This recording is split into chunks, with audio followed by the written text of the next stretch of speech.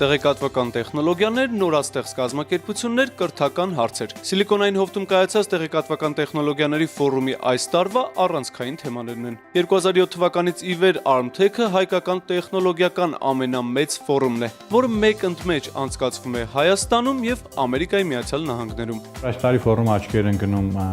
մի քանի ուղղություններով։ Առաջինը կարելի համարել ամենաներկայացական ֆորումներից մեկը, որովհետեւ ներկային մեծ քանակությամբ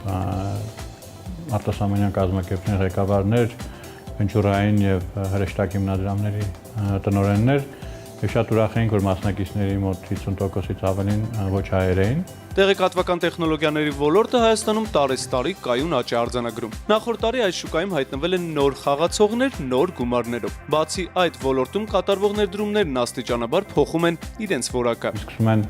ավելի կադրային ռեսուրսի օգտագործումից անցնել դեպի լուծումների ստացում, այսինքն հետազոտական կենտրոններ կամ սեփական լուծումների մշակում, որը պահանջում է ավելի մեծ քանակությամբ, այսինքն ներդրումներ եւ ավելի ռիսկային է, քան ասենք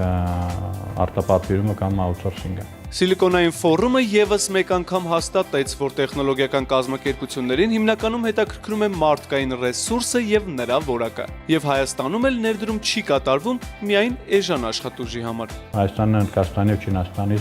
մոտեցումների եւ զարգացման մոդելով է տարբերվում, որովհետեւ եթե այնտեղ ներդրում է կատարվում, որտեղ մեկ կազմակերպությունում կարող է աշխատել 1000 հոգի եւ ավելի էժան է նստում,